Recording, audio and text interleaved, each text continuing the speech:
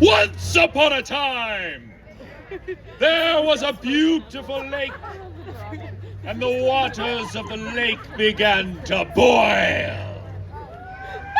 And out of that lake came a creature with huge leather wings, scales on his back like iron, breath of fire.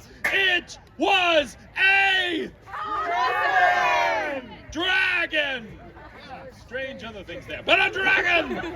And it roared, and everyone went and hid in the castle. But the dragon came to the castle gates and roared. And so they got a sheep.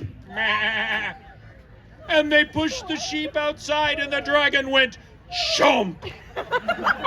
And it came back every day, chomp, chomp, chomp, until one day they ran out of sheep. So they made a terrible choice. They gathered everyone's name and put it in a pot. And they stirred the pot. And they stirred the pot. And whoever's name was chosen would be fed to the dragon. And they pulled out the name of the princess. And the king said no. The king... Oh, no, not my princess. Perfect, my lord. And the king said, no, not my daughter, but no one else wanted to go in her stead. And so the princess was chained to a rock. And she cried out, Please, won't somebody save the princess? but the waters of the lake began to boil. And steam rose from the cave at the end of the lake, and out of it came a creature with huge leather wings, scales on his back like iron, breath of fire. It was a... I'm not even sure what you said, but dragon! And the dragon opened up his mouth to chomp the princess in half when there was a sound. Oh, gosh.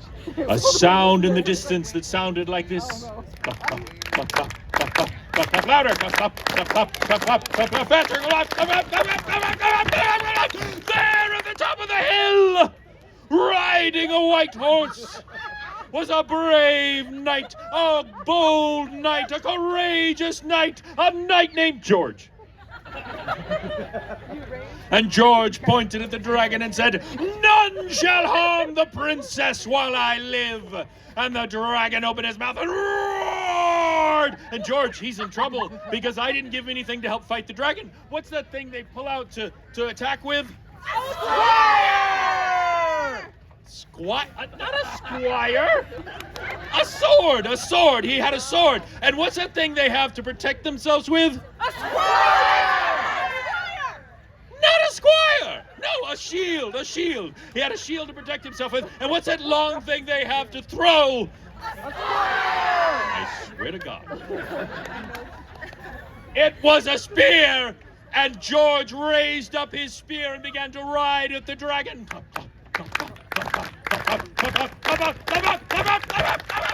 And he threw the spear, but the dragon's back, his scales were as hard as iron, and the spear broke, and the dragon knocked him from his horse, opened his mouth and roared. And poor George, he's about to get cooked alive, but what did he have to protect himself with? I will come out there. It was a shield! And he blocked the flames, but now the dragon raised himself up with his huge leather wings and was coming down to squash George flat. When George pulled out the only thing he had left, he had a... God's wounds.